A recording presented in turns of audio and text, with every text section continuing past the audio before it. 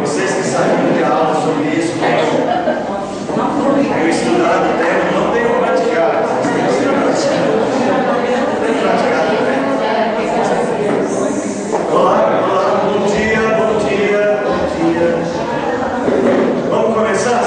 Pessoal que nos visita, a gente serve um cafezinho, quero que vocês fiquem. Eu conheço. Fala aí, Ladino, né? Seja bem-vindo, tá bom? Fala de novo o seu nome. Marcelo é mecânico, é isso? Você é memória boa. Tem memória boa. Nem tanto, Marcelo, já foi melhor. Marçola, que está de volta. Eu deixo aqui, se não deixou você. Saudade, viu, Marcelo? Está morando por aqui? Gente, o nosso tema é sexualidade cristã. É uma decorrência de uma das nossas aulas que levantou o tema que a gente separou, porque nesse próximo trimestre a gente vai estudar Velho Testamento, introdução ao Velho Testamento. Só para vocês terem uma ideia, o Fábio trouxe os livros que a gente vai estudar, estão ali, tá? Mas hoje a gente não vai ver aqui nessa reta, a gente vai fazer uma aula sobre sexualidade cristã. Como vocês conheciam o tema, espero que tenham se preparado, né? Até eu já fiz a brincadeira, vou fazer de novo, espero até que tenham praticado para poder estarem bem adequados ao brincadeira. Tá? Não se sintam assim, puxa, pastor, que história é essa na igreja? É engraçado, quando a gente fala de sexualidade, eu não gosto da palavra tabu, mas bem sincero, eu não gosto da palavra tabu. A palavra tabu, ela, na minha memória, é uma palavra, assim, sendo uma crítica contra nós cristãos. Ela não é isso só. Eu não gosto dessa palavra. Mas acho que o tema é um tema que aparentemente gera um certo constrangimento no contexto da nossa religiosidade. Existe constrangimento porque, assim, aparentemente, sexualidade parece ser um assunto sujo, um assunto que não tem a ver com espiritualidade e que, portanto, é um assunto para a vida privada que não deve ser discutido abertamente. Bom, eu vou começar dizendo que é óbvio que não é isso. É óbvio que sexualidade não é um assunto sujo. Mas como todos os assuntos da existência humana pós-pecado, pós-queda, é um assunto que pode se sujar. Como a nossa própria natureza. O trabalho não é um assunto sujo. A educação não é um assunto sujo. Mas todos esses assuntos podem ter sujeiras na medida em que somos pecadores e quando lidamos com essas coisas, nós trazemos para o contexto dessas coisas o pecado. A sexualidade é a mesma coisa. Mas é lógico, existem histórias, existem algumas razões. Não vou deter muito tempo nisso, porque senão a gente vai falar do problema de por que a gente acha que o sexo não é um assunto para a espiritualidade cristã. Mas a gente deixou isso acontecer. Vamos e venhamos. Tem a ver com o fato de que talvez uma certa herança católica no protestantismo, ou talvez o próprio protestantismo tenha produzido seus mitos em relação à sexualidade, e a gente tenha deixado isso acontecer. Acredito mesmo que, filosoficamente falando, é a influência greco-romana, de que as coisas ligadas ao corpo são ruins e as coisas elevadas são ligadas à alma, os temas da alma, os ideais platônicos. E como a sexualidade, veja, na sexualidade existem muitas coisas ligadas ao corpo, mas a sexualidade, ela é potencialmente ligada ao corpo, porque aparentemente sexualidade é algo que é o desenvolvimento só a partir do corpo. E eu quero hoje aqui propor o seguinte: primeiro nós vamos dividir a aula em duas partes. A primeira parte ali nos slides, Eu vou tentar apresentar sexualidade biblicamente e mostrar que mesmo biblicamente falando, os próprios textos da Escritura, eles não veem o sexo como esse mundo de sujidade, né? Essa sujeira. Ao contrário, a sexualidade tem um papel fundamental na obra de redenção. E aí, pegando este gancho, nós vamos para a segunda parte da aula, aqui já nos desenhos que eu estou aperfeiçoando, né? Vamos ver aqui nos esquemas. Nós vamos tentar pegar assim, como é que na prática, olha só, como é que na prática essa sexualidade pode ter valores espirituais de um para com o outro e até para com a relação com o que está ao redor, tá? Vamos tentar, essa segunda parte, ela talvez a gente possa interagir um pouco mais, porque ela vai falar de sexualidade um pouco mais na prática. Para essa segunda parte, eu quero indicar este livro aqui, ó, Os Quatro Amores, do C.S. Lewis, tá? Eu ainda não li ele todo, separei algumas partes, não sei se a gente vai fazer muita referência ao livro, mas algumas pessoas, eu quero, quando eu anunciei, falou C.S. Lewis, eu anunciei, falou, eu quero comprar, eu falei, espera um pouquinho, porque assim, C.S. Lewis não é um livro assim que você senta lá e lê, puxa, mas ele é muito bom de ler. Eu já percebi que o esquema deste livro, diferente de alguns outros livros do C.S. Lewis, é um esquema assim, ele usa muita ilustração, ele é bom de ler. Se alguém quiser comprar, vale a pena. Ele é sobre sexualidade? Não. Ele é sobre sexualidade e outras coisas ligadas às afeições, ao amor, que ele divide em 4 tópicos, né? Ou em 4 tipos. O amor de afeição, aquele amor corriqueiro sobre as coisas. Você gosta do cachorro, né? Você gosta do gato e você gosta das pessoas, né? Isso é uma certa afeição que a gente tem pelas pessoas. Assim, a gente não precisa conhecer a pessoa para gostar de alguém, tá? Só que esse gostar de alguém é um tipo de gostar. No inglês tem 2 palavras, né? É o like e o love para amor, não é isso? Você gosta disso? I like. Acho que é assim que fala, né? Você ama fulano? I love. Os americanos, os ingleses gostam de usar essa. Se bem que na prática, você gosta de futebol? I love so much. Eles usam também isso. No francês não tem diferença, né? Fala, eu gosto de futebol em francês. J'aime. Agora fala assim, eu amo a minha esposa. Fala, j'aime.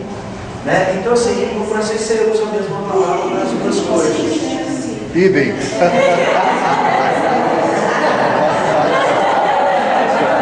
Como é que é?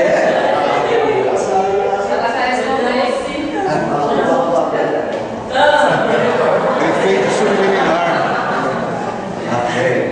Senão vai começar a praticar aula aqui agora.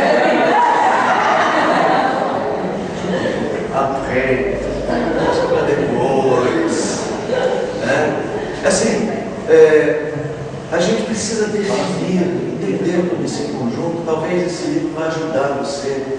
E o que eu vou tentar fazer assim, é de forma muito básica, tentar mostrar isso e enfatizar muito no amor erótico.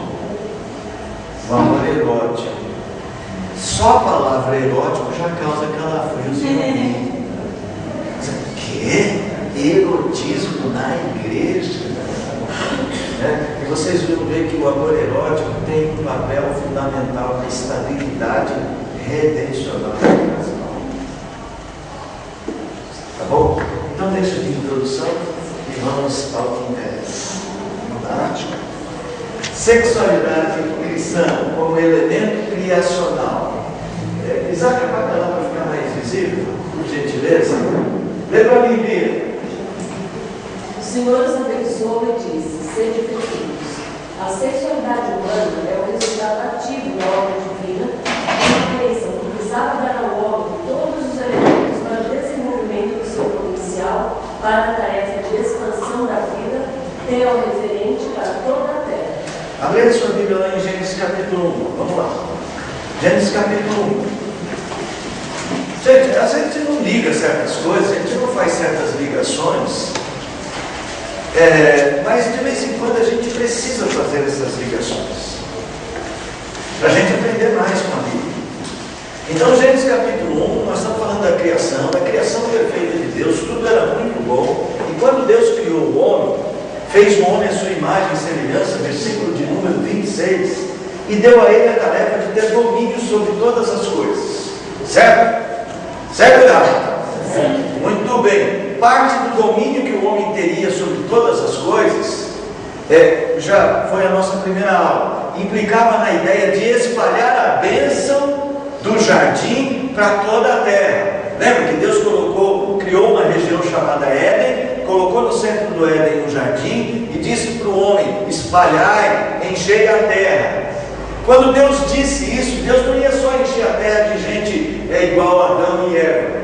Deus iria encher a terra de gente igual a Adão e Eva, e ser igual a Adão e Eva seria o mesmo que dizer, encher a terra de pessoas que vivam exclusivamente para mim, numa perspectiva tel-referente de vida, como nós somos criados para viver, vivendo sempre tendo Deus como nossa referência, e espalhar a bênção do jardim para toda a terra.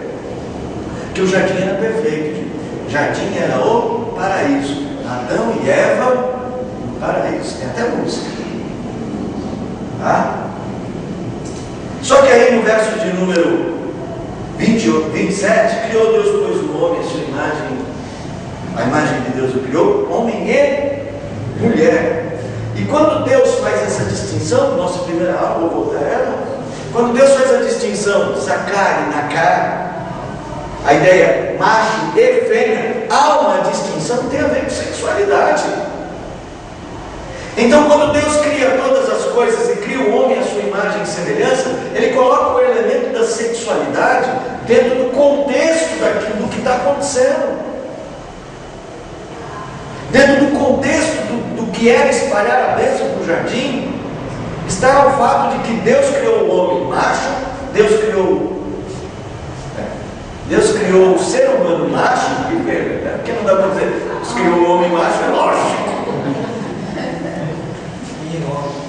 Menino homem. Isso aí. O homem e fêmea está quase lógico também. Só que não foi Deus que criou. Se eu lembrar, não vou tentar nem lembrar do que eu quero dizer. Mas há uma coisa aqui que eu quero chamar a sua atenção, que é o que eu pus ali, verso de número 28. Deus os abençoou, lhes disse: sede fecundos. Veja, o resultado, está na moda essa palavra, né? Do empoderamento de Deus para o ser humano cumprir a tarefa que ele tinha de dominar, de espalhar a bênção tel-referente, começa no fato de Deus valorizar o que é a sexualidade. Sede. Bom, não foi à toa que Deus criou macho e fêmea. Não foi por acaso, não foi um engano, não foi que Deus errou e fez um puxadinho no lugar que não devia. Deus criou propositadamente e nos abençoou com a sexualidade. E a sexualidade tinha um propósito original e criacional de nos empoderar para a tarefa de viver para Deus nesse mundo, de sermos os vice-gerentes desse mundo. Nós vamos tocar muito nesse assunto que a gente vai estudando. Então é preciso que você lembre que a sexualidade é um elemento criacional. Ok? Vamos lá. Sérgio, dê pra gente. Tornando-se os dois uma só carne. A expressão da imagem e semelhança de Deus é exponencialmente potencializada na relação íntima de um casal, por meio da qual a fusão dos corpos dos amantes produz uma unidade profunda de suas almas, provocando o grande mistério da unidade diversa entre marido e mulher. Vocês vão ver o que tem aí propositadamente uma expressão. O grande mistério da unidade diversa é a unidade de dois diferentes. Como é que dois podem ser um? O que está acontecendo aqui? Deus está potencializando muitas coisas. E uma das coisas que Deus está potencializando é a capacidade até de expressar o fato de que o próprio Deus é um e diversos.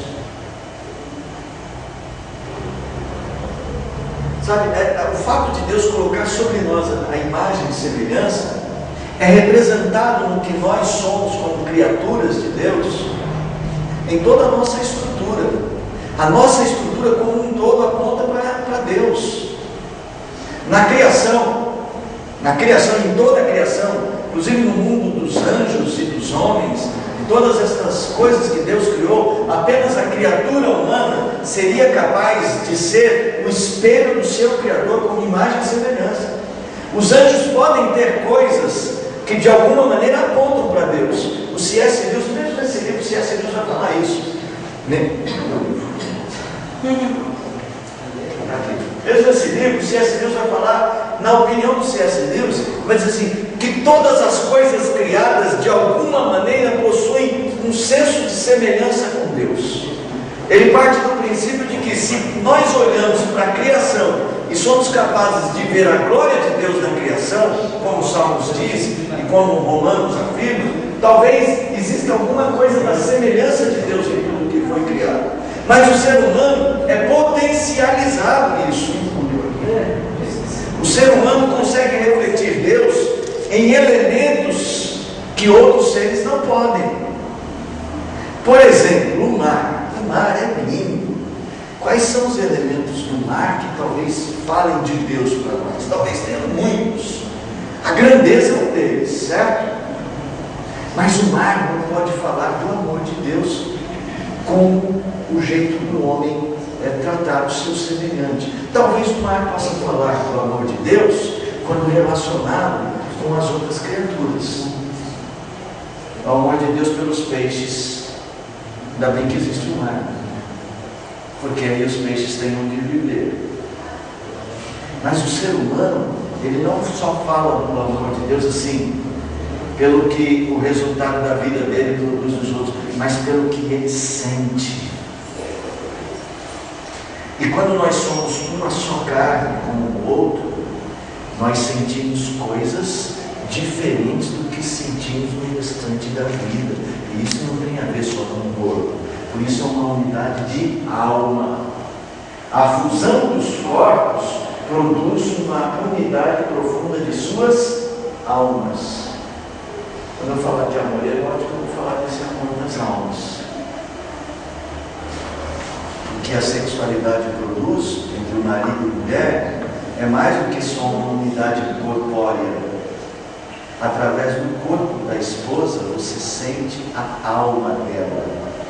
Você sente a alma dele. Toca na mão. Toca na mão. Peraí, a mão não. Tocou na mão da Nádia. Agora toca na mão do irmão. Fez até cá. Ó. Veja só.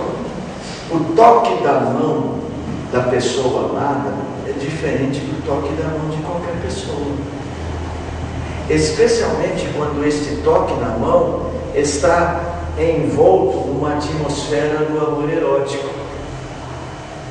Na hora que o amor erótico está emergindo, o toque na mão tem significado que vai além da pele. Você toca a pessoa. Você a chama para dançar, toca na mão. Você traz ela para o seu lado. Aquilo não é algo que você, por exemplo, o abraço de um marido que chama a esposa para dançar, coladinho, e dos amigos do futebol que marcaram um gol, estão coladinhos também. É diferente, não é? Oi? Eu sei que alguns preferem no futebol, não. Eu sei que alguns corintianos preferem no futebol.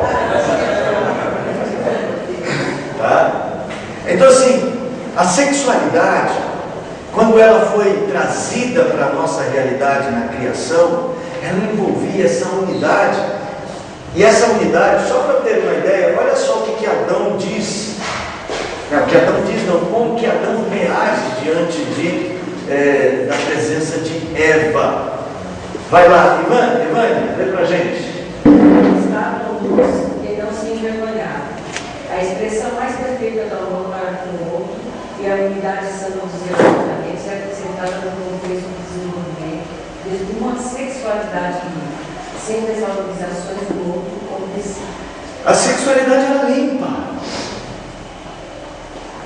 Não havia barreiras, não havia desvalorizações. Ele não se achava feio. Ele não a julgava feia. Não existia depreciações. Gente, quando a sexualidade é verdadeira, é limpa, né? A aproximação é limpa, não há o juízo de valor de desvalorizações. Essa sexualidade vendida do corpo perfeito, que para ter uma boa sexualidade é preciso ter um corpo perfeito, isso é efeito do pecado na cultura. Ela tem um marido barrigudinho, mas na hora em que eles estão juntos e há um verdadeiro relacionamento íntimo, o que está em jogo vai além da barriguinha saliente ou do cabelinho rarefeito. Vai além, ela não precisa estar de maquiagem.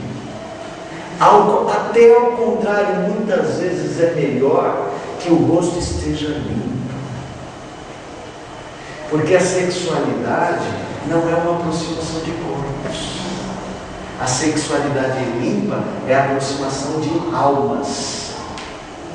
Isso é sexualidade do ponto de vista bíblico. Do ponto de vista bíblico, sexualidade vai além dos corpos. É quando os corpos e as almas estão unidas. Então diz, Adão chega lá, osso dos meus ossos, carne da minha carne. Por isso deixará o homem pai e mãe, se unirá a sua mulher e serão ambos uma só carne. Olha a ênfase do texto bíblico antes do pecado.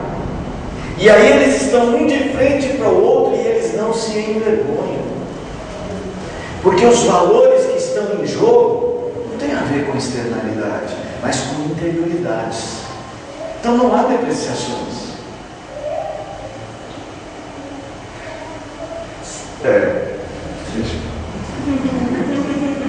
A gente vai chegar lá. Sexualidade como ponto de ruptura.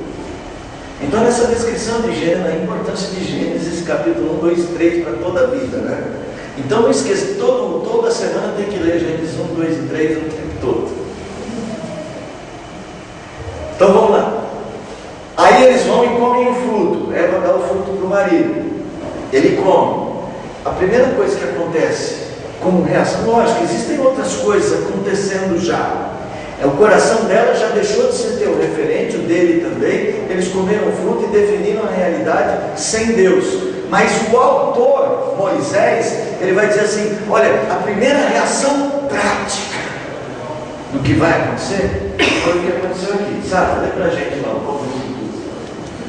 Abriram-se os olhos de ambos e perceberam que estavam nus. Entre os primeiros estados pós-queda, a possibilidade do relacionamento humano foi distorcida e a sexualidade passou a ser o ponto-chave de ruptura do projeto de espalhamento da bênção da vida dela diferente. Então isso está lá em Gênesis 3. Depois vocês vão ler lá o verso, veja aí, acho que é o verso 9, dá uma olhada. Gênesis 3, 9. Que eles perceberam que estavam nus e cozeram folhas para se cobrir. Acharei, peraí, sua referência. 7. Pronto. Então veja só, lembra o projeto inicial de espalhamento? O projeto de espalhamento da bênção referente era macho e fêmea, não era isso? Ser fecundos, não é? Só que agora eles comeram do fruto e agora eles perderam de vista o projeto de espalhamento.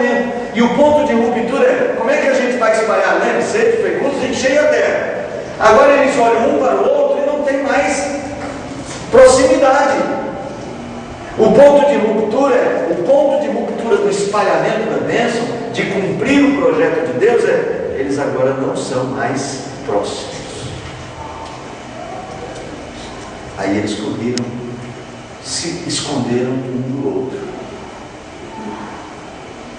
Olha, vamos aproveitar e vamos fazer uma certa aplicação. O apóstolo Paulo, a gente vai ler esse texto, se der tempo, lá no capítulo 7 de 1 Coríntios, ele vai dizer assim: o corpo do homem pertence à mulher, o corpo da mulher pertence ao homem, não se afastem, senão para orarem com muito consentimento, mas mesmo assim por pouco tempo. Mas se tem uma coisa que a nossa sexualidade invertida, por que ela é invertida? Porque ela deveria nos aproximar e a gente usa a sexualidade para afastar o outro. Você está bravo com ela? A sua sexualidade não é de aproximação de alma. Aí você está cobrindo, você está com folhas de figueira. Você está caindo nesse ponto de ruptura. É um ponto de afastamento que não mais permite vocês espalharem a bênção de Deus. Bom, na prática, um casal, marido e mulher, que estão ligados na sexualidade, vão viver no seio da família e vão transformar a família, vão levar a desordem para os outros membros da família. Aí o marido e a mulher que não estão ligados, fala tudo feio, cara feia. Agora esses dois brigados fazem as pazes. E aí tem aquela noite de so love. Serginho chega e te tem.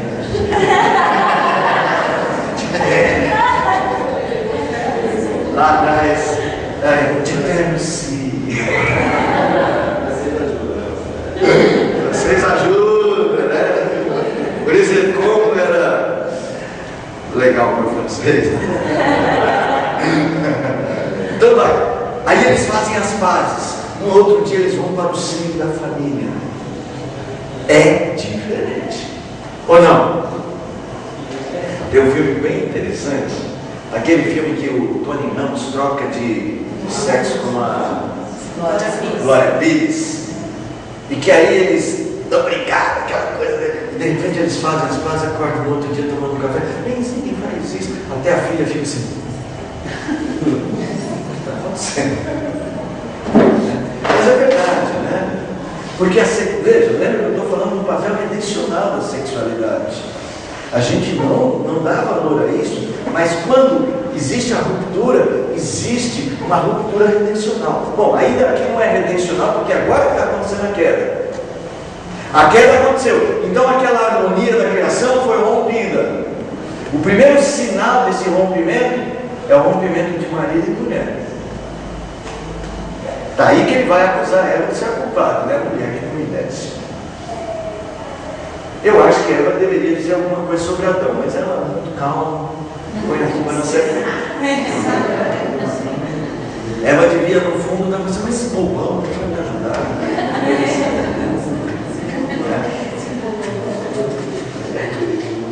Agora vamos falar então da sexualidade e o seu papel redencional. Então nós estamos aqui dentro do relato da estrutura da criação, de como devem funcionar as coisas, entrou o elemento de ruptura. Então as coisas estão desarranjadas. Se fosse deixar na mão de Adão, ia continuar desarranjado. Porque Adão chega, a mulher que tu me deste era mais ou menos assim: Senhor, eu tenho outra costela, será que tem jeito de dar uma? Tem jeito de dar uma mudada? Sei lá.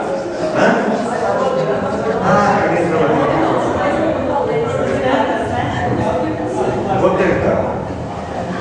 Será que dá para dar uma reciclada? Será que se talvez osso de costela que não é carne de costela que não é boa? Senhor, eu tenho até, sei lá, o que o senhor quer? Tem bíceps, tríceps.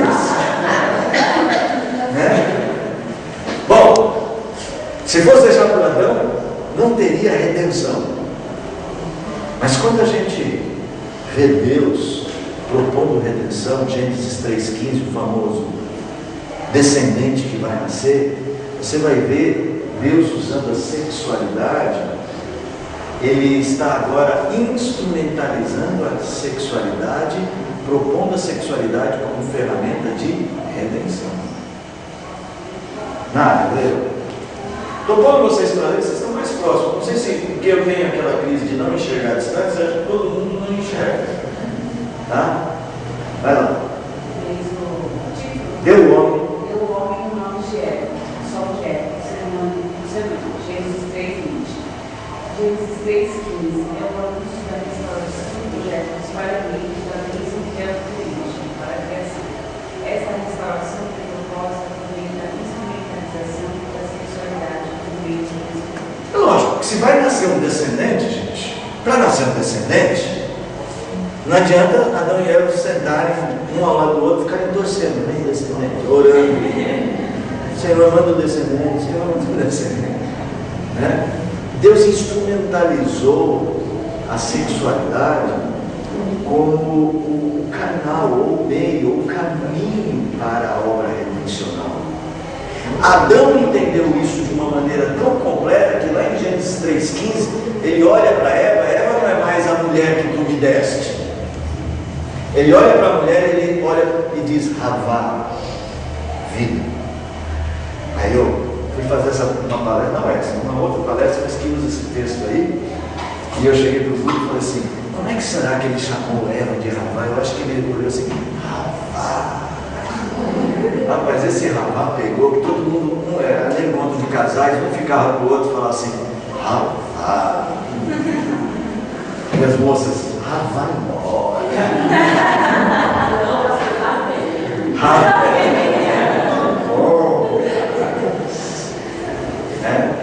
Assim, Deus instrumentalizou a sexualidade no ambiente da queda. Em lugar de seguir o passo de Adão e Eva sujaram a sexualidade e puseram folhas. Deus a instrumentalizou. E ele chega e fala assim, e ele dá o nome de vida para a mulher, Eva, e fala assim, porque você vai ser mãe. Só que para ela ser mãe, né, gente? Para ela ser mãe.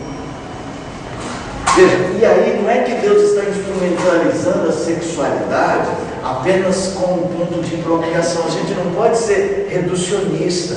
A porque a procriação não é resultado só do coito como um ato animal, como fazem os animais. Para chegar a isso, marido e mulher precisam de envolvimento erótico, de troca, de instrumentalização da alma e da vida, da aproximação. E Deus vai abençoar essa reaproximação vestindo-os de peles de animais, como a ideia de que o sacrifício de Jesus é que nos cobre a vergonha. Gente, eu não sei se vocês veem a profundidade dessas coisas, mas isso torna o ato de aproximação sexual ou de sexualidade cristã um ato de redenção.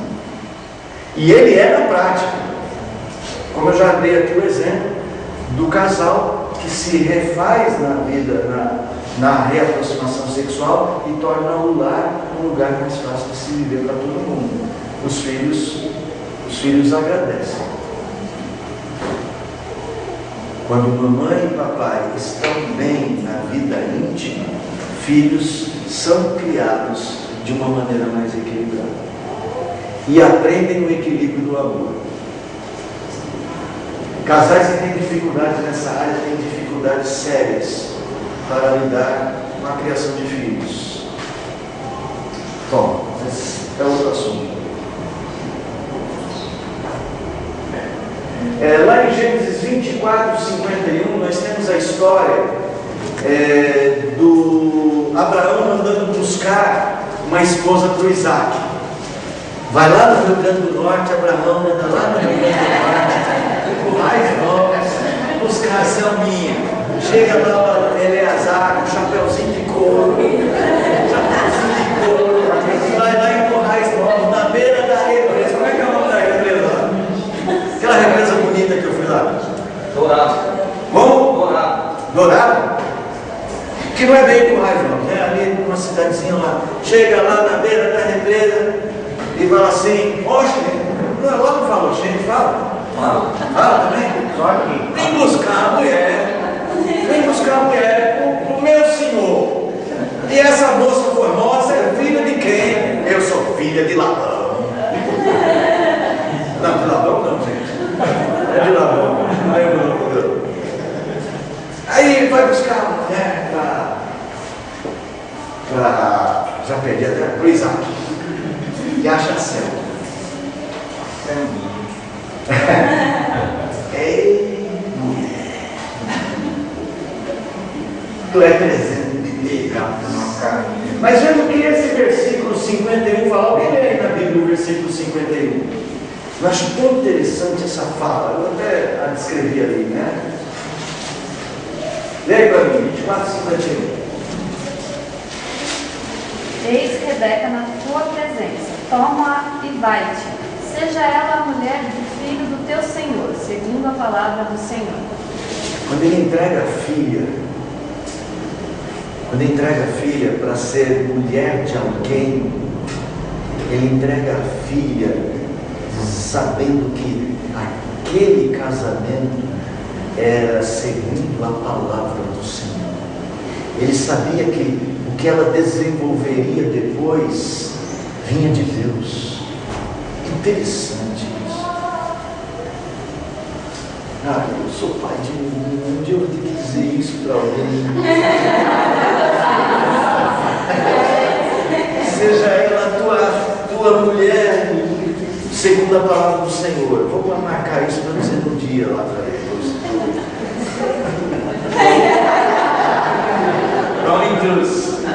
Francisco, lê para mim aí o texto só. A música em relacionamento conjugal passou a ser uma obra de construção de vida da vida, como um ato de manutenção do relacionamento atual com Deus, e tornou-se fundamental para o desenvolvimento de uma esperança descansada no coração humano. Deixa eu explicar por que a esperança descansada. Aí mesmo em Gênesis, deixa eu abrir aqui que eu não pus o texto, ele deveria ter posto. Espera aí. Gênesis 24.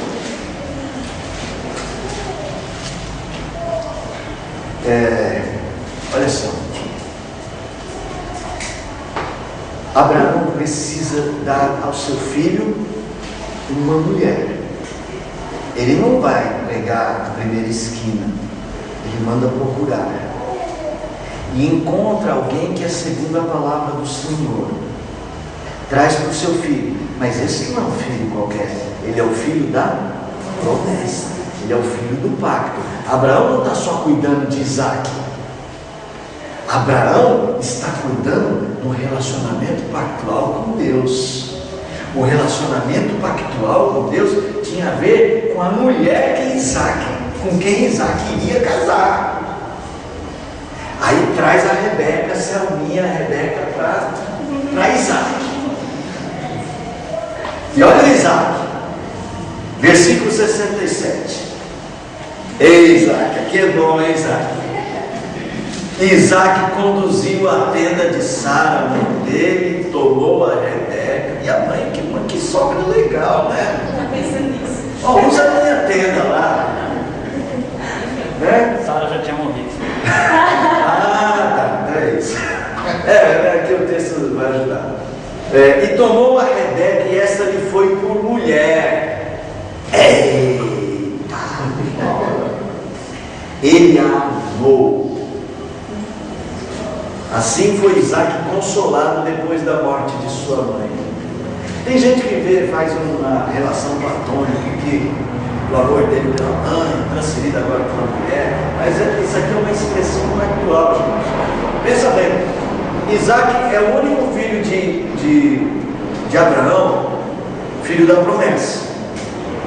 Se a promessa não vier dele, vem de quem? Imagine se Isaac não tivesse filho. Como é que Abraão seria pai de uma numerosa nação?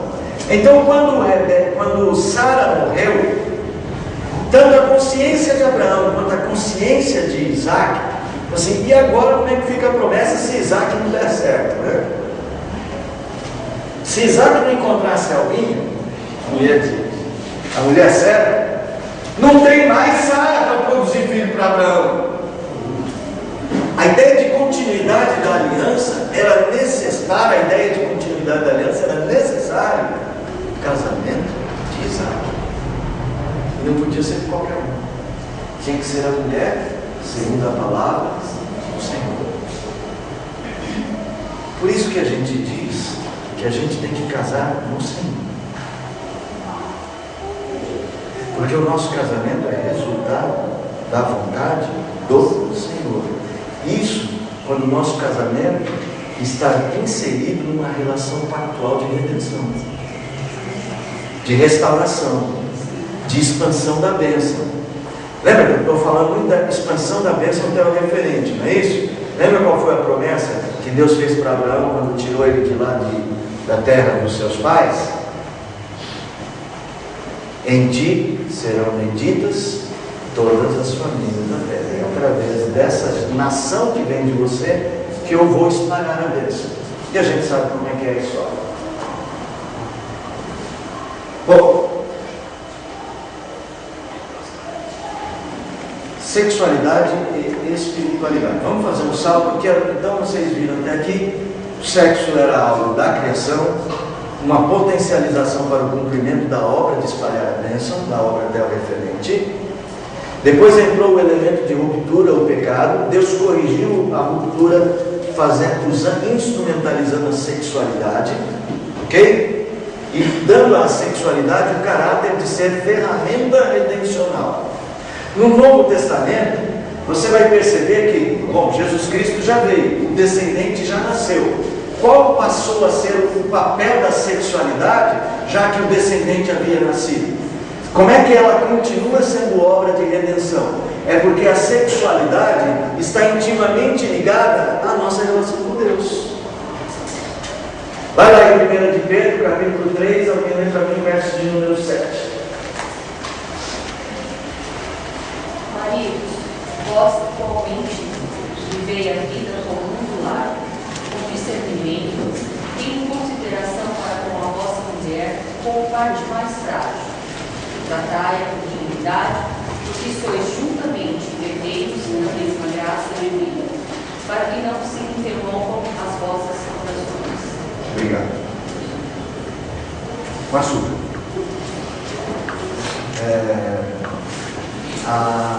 Deixa eu falei do açúcar lá. Açúcar, você não estou raciocinando. Falei açúcar, eu estou raciocinando. Veja só, você fala assim, pastor, você está meio freudiano, está vendo sexualidade e tudo, né? E nem fala mais de sexualidade. Viver a vida comum do lar. Qual é a vida comum do lar no contexto daquele povo? É viver a vida comum do lar. É viver ao lado de sua esposa. E ele vai relacionar essa ideia de proximidade do casal e do homem como responsável, de lembrar que a mulher sem ele, ela é alguém desprotegida. Ela precisa dele. Então ele tem a responsabilidade de cuidar dela porque é vaso mais frágil. E ele vai dizer assim, e isso tem que acontecer para que não se interrompam as vossas orações. Você tem a ver com oração, não posso orar sem marido, sem mulher? Eu estou brigado com ela, mas não estou brigado com Deus. Não é isso? Briguei com ela, não briguei com Deus. Oh Deus, manda fogo no céu.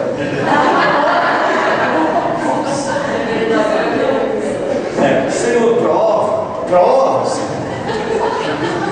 Quando você está com raiva dele, né? Então assim, Senhor, manda uma aprovação.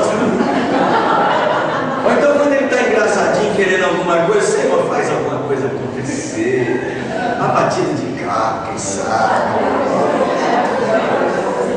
Desculpa, estou sendo exagerado. Exagerei. Senhor, um cometa, quem sabe um meteoro. Se eu falo meteoro, vocês não assustam, né? Porque é tão improvável. Olha, quem não veio para a palestra de direção defensiva, né, o primeiro exemplo pode ser muito possível, então eu acho que vocês devem vir na próxima edição. Foi ótimo, viu? Eu já mudei o meu jeito de dirigir, comecei ontem, comecei hoje. Eu acho que gravou, mas nós não vamos passar para vocês não. É outra edição. Tá? Estou muito incomodado com esse negócio de gravação. Foi muito bom, foi? Você regulou o espelhinho do jeito certo? Eu já fiz isso. Ah, já vi, eu já andei e melhorou. Mas deixa isso para lá. Tá? Não vamos voltar para o meteoro. O meteoro na cabeça. Assim, as vossas orações, elas são parte da espiritualidade, parte fundamental da espiritualidade. Mas as nossas orações têm a ver com a nossa relação pessoal com o nosso cônjuge. Porque a nossa espiritualidade é comum, não é mais separada. É que nós estamos desenvolvendo hábitos de espiritualidades separadas. Mas isso talvez explique grande parte do nosso cristianismo frágil e de famílias fragilizadas de forma cristã. Quando você volta lá no passado e vê aquelas famílias que faziam cultos domésticos, quando eles faziam cultos domésticos, eles estavam desenvolvendo, mesmo que fosse o mais simples possível, eles estavam desenvolvendo espiritualidade conjunta.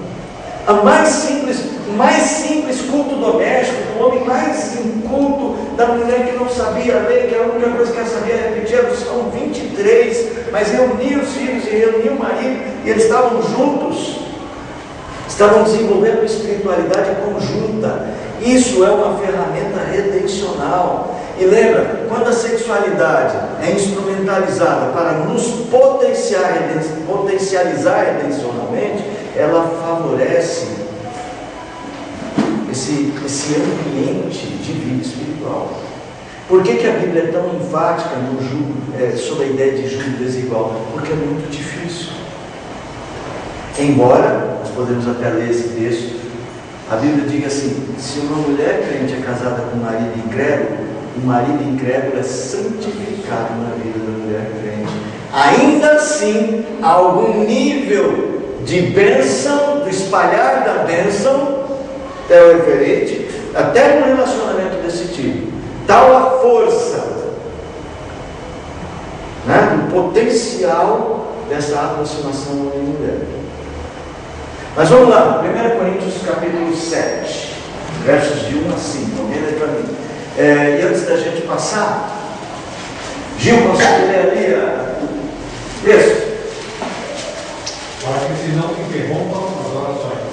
A sexualidade não é elemento neutro ou distante do desenvolvimento de uma espiritualidade da vida. O bom crescimento da vida plena diante de Deus passa por uma sexualidade que redime a relação familiar. Olha só, a vida plena diante de Deus passa por uma convivência, um desenvolvimento de uma sexualidade sadia, que do casal, isso transporta para a vida familiar. E para a espiritualidade familiar. Lê para mim, 1 Coríntios capítulo 7, versos de 1 a 5, eu vou fazer algumas pausas na leitura. Ora, quanto às coisas de que escreveste, conselho ao homem colocar-se em mulher. Mas, por causa da prostituição, tenha cada homem a sua própria mulher e cada mulher o seu próprio marido. O marido pegue a mulher. O marido pega a mulher. Ficou um texto bíblico meio assim. A Bíblia na linguagem sexual. O marido paga a mulher. Vai lá. A mulher não tem autoridade sobre o seu próprio corpo, mas sim o marido. E também, da mesma sorte, o marido não tem autoridade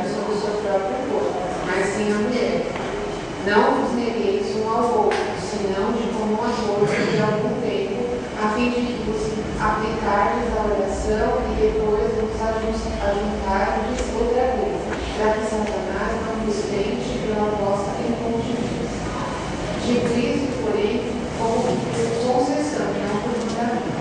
Contudo, que todos os homens fossem todos a mesma, mas cada um tem de Deus o seu próprio nome, deste modo e Veja só, o apóstolo Paulo viveu um período bem específico em que era muito difícil um homem casado, uma pessoa com família, viver o seu cristianismo. E é por isso que ele fala nesses termos, ele diz o seguinte: olha, essa é uma concessão que eu faço num momento difícil como esse, que talvez fosse bom que o homem não tivesse mulher, mas a regra é que cada homem tem a sua mulher e cada mulher tem o seu marido. É assim que deve ser para uma espiritualidade completa e sadia, para que Satanás não nos tente. Então, intimidade sexual ou sexualidade sadia, ela beneficia o desenvolvimento de uma vida santa, uma vida mais longe das tentações. E não pense só nas tentações de cunho sexual, porque se ele não tiver sexo em casa, vai procurar na rua. Gente, não é disso só que se trata. É que há uma desestruturação da mente humana, quando a mente humana não se constrói numa base de redenção. Quando a sua família não está trabalhando os elementos redentivos, e aí vamos falar aqui mais especificamente da sexualidade, isso desestrutura o seu modo de pensar as outras coisas. Quer ver um exemplo bíblico de uma pessoa de sexualidade não sadia na Bíblia? Sexualidade não sadia, que estava desestruturada nos outros relacionamentos, é o Lameque, filho de Caim. Ele é o primeiro homem que tem um relacionamento poligâmico. Então ele não tinha uma sexualidade construída numa base de redenção, de confiança, de ravá. Eu confio nela para ser a minha mulher. Ele tinha várias mulheres e ele se tornou homicida. A mente desestruturou. Nossa, a dona Geuzinha está sentindo.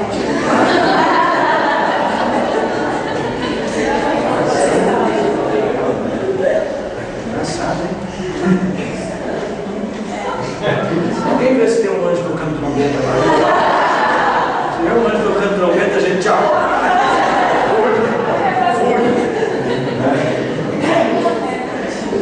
É a dança do Se tem um anjo casamento. tocando trombeta e nós ainda estamos aqui, gente. É a dança do. Tô dando a mesma matéria, tem a dança do acasalamento lá em cima. A dança do acasalamento. Olha só, o Lameque, ele demonstra essa desestruturação e ela vai refletir no comportamento social dele.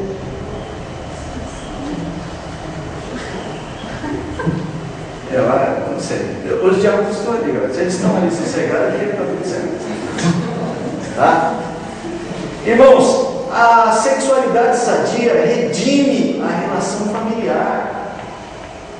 E aqui talvez eu vou encerrar os nossos slides com essa ideia de que a sexualidade sadia, a aproximação sadia, lembra que eu disse lá atrás, era o modo como a imagem de Deus era refletida, mostrada para este mundo de uma forma mais potencializada.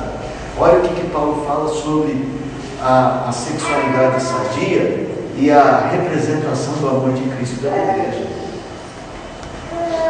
Vai lá, Guilherme, lê para mim. O desenvolvimento de uma sexualidade sadia aponta ilustrativamente para uma realidade superior e significado preenchedor para a planificação da humanidade. Eu vou explicar essas expressões aí. Mas lá em Efésios, capítulo de número 5. Efésios 5. Olha, o que é ser humano? E como ser humano pode ser o mais pleno possível?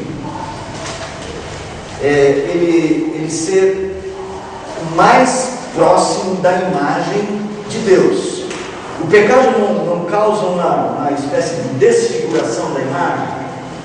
Ela não deixa a imagem assim meio igual o vidro ali, você olha e fala, você sabe que tem alguma coisa, mas não dá para saber o que é. O pecado faz isso. Então a restauração da nossa plena humanidade é nos fazer mostrar mais a imagem de Deus. A Bíblia diz que isso nós fazemos na imitação da humanidade de Cristo. Assim, e nós vamos refletir Deus quanto mais parecidos nós formos com Cristo. E Paulo usa essa ideia para ilustrar aqui o texto sobre a vida familiar. E ele vai dizer dessa relação que exemplifica a ligação de Cristo com a igreja. Então estou explicando que a planificação da humanidade, ou seja, a sexualidade sadia, ela aponta ilustrativamente para essa relação de Cristo com a igreja. Então, quanto mais sadia é o uso da nossa sexualidade, mais parecidos com Cristo nós seremos. Nunca pensei que uma coisa estivesse com a outra. Porque a sexualidade redime quando feita dentro desse ambiente de redenção. Olha só como é que ele diz. Aqui eu vou separar alguns versículos. Primeiro começa o 25. Maridos, amai vossa mulher como também Cristo amou a igreja e a si mesmo se entregou por ela. E ele vai continuar dizendo o que é que ele vai fazer, ou seja, ele vai mostrar o valor dessa unidade, o valor redencional dessa unidade, para santificar, para purificar, para apresentar a si mesmo como igreja santa, sem mácula, nem ruga, Então ele está dizendo, olha, essa aproximação de Cristo com a igreja, ela produz redenção.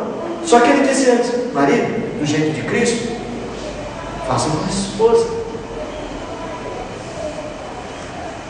Aí ele vai dizer assim, aí ele fala para as mulheres, marido, mulheres também amem os seus maridos, né? Cadê? Assim também os maridos devem, antes disso, é isso mesmo, verso 28. Assim também os maridos devem amar a sua mulher como ao seu próprio corpo.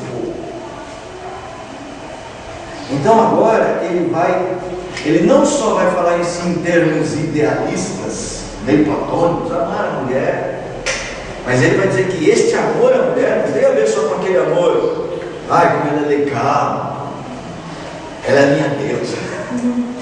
Então, é um amor que tem a ver com fisicalidade. Porque ninguém jamais odiou a própria carne, antes alimenta e cuida dela, também Cristo faz com a igreja. O amor de Cristo pela igreja não é um mero amor espiritualizado.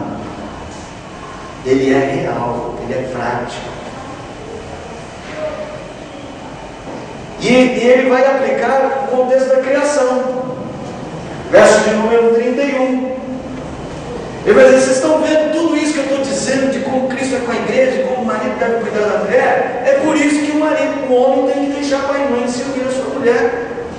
E ser com ela uma só. Aí então ele vai direto ao ponto, ele vai falar assim, uma sexualidade sadia, é uma sexualidade que vê o bem do outro de uma maneira redencional, de cuidado, de amor, como quem quer ver o outro melhor. Então eu não tenho intimidade com a minha esposa porque eu tenho necessidade, mas porque ela precisa de mim. É diferente.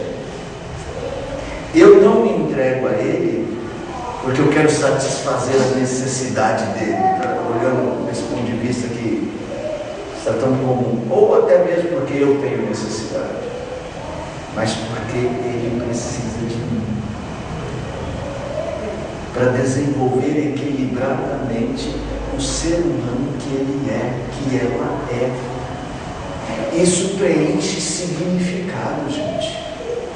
Por isso que Deus disse lá atrás, não é bom que o homem esteja só. Por quê? O homem não era completo? Tinha corpo? Tinha alma? Tinha inteligência? Olha, as mulheres dizem, tinha inteligência? tinha tudo, mas mesmo assim não era completo.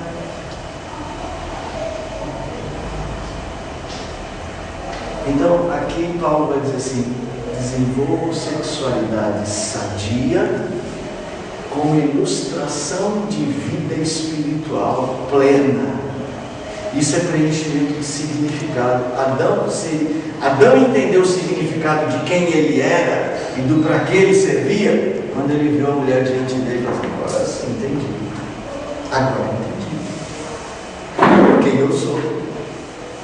Eu sou alguém para ela e nós somos juntos para Deus. Grande é esse mistério, mas eu me refiro a esta igreja. Irmãos, espero que de alguma maneira isso ajude você a entender. Irmãos, espero que isso ajude vocês a perceberem que sexualidade é uma coisa séria para quem quer ter uma vida espiritual sadia, mas mais do que isso, para quem quer desenvolver um processo de redenção pessoal e familiar. Vale a pena sentar e conversar bastante sobre isso. Sabe que a gente ainda tem tempo? Nem que não ouvi sinal, mas pelo jeito aí, acho que não. 5 minutos. 5 é pouco. Mas o C.S. Lewis, eu vou dar um esquema aqui, talvez a gente se envolva num outro momento, tá? O C.S. Lewis trabalha com 4 tipos de amores e eu vou fazer um gráfico para tentar ilustrar o que é isso. Ele trabalha com um amor chamado afeição, histórico. Afeição.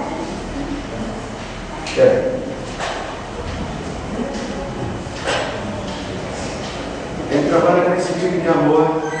Este amor está na base da nossa relação com as coisas ao nosso redor.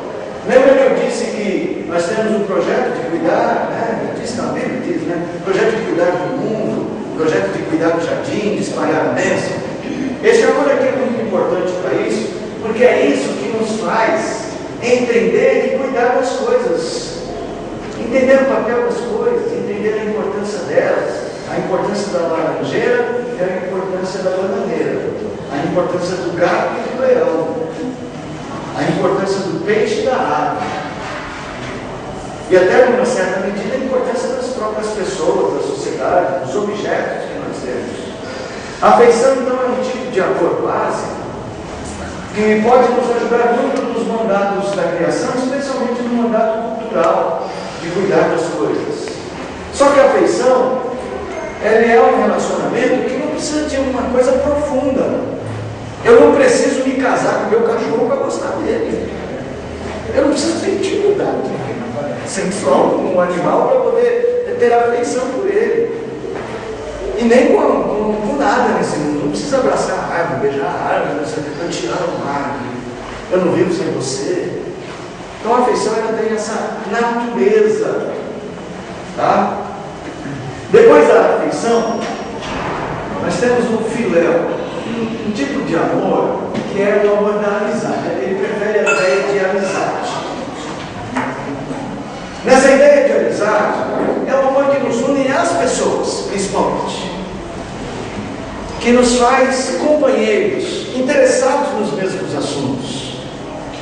O C.S. Lewis ele diz o seguinte, que a amizade faz uma pessoa andar num projeto coletivo ao lado de outra pessoa. Mas eu não preciso, eu tenho um amigo, nós vamos jogar bola, nós somos do mesmo time, nós somos um time máximo, mas eu não preciso amá-lo. Eu não preciso de intimidade com ele para a gente montar um bom time, ser um bom companheiro de time. Então, o filéu, ele é um desenvolvimento de um amor um pouco mais profundo que a afeição, nos une às pessoas de uma maneira um pouco mais profunda, mas ele apenas nos capacita ao convívio social, às nossas ligações pessoais um pouco mais intenso do que a simples consideração pelo ser humano. É uma consideração de companheirismo. Tá? E ele vai usar o amor eros. O amor eros, que é o nosso foco da lição, o eros comparações. Enquanto o Filéu coloca as pessoas andando juntas, né, de braços dados, o Eros põe as pessoas de frente, um para o outro, vivendo vida comum. O Eros faz você andar lado a lado, o Filéu faz você andar de lado a lado, e o Eros faz você andar de frente um para o outro. Então veja, este aqui é o amor que nos permite a ligação de almas. Aqui há uma ligação de intenções, mas aqui é uma ligação de almas. Tem um texto bíblico que eu discuto, eu não estudei ele, para ser bem sincero, para essa aula, mas eu pensei nele, que é Atos capítulo 4, verso 32, não precisa ver, eu só vou citar, uma hora precisa estudar. E diz assim que o povo estava unido e eles tinham um só coração e uma só alma. Eu quero entender por que ele diz que o grupo da igreja tinha uma só alma. Tá? Bom, Eros tem a ver com um elemento mais profundo. Só que é o seguinte, todos esses níveis podem ser afetados pelo pecado. Então a nossa afeição pelas coisas pode ser uma afeição de interesse, de destruição, que a gente destrói a natureza.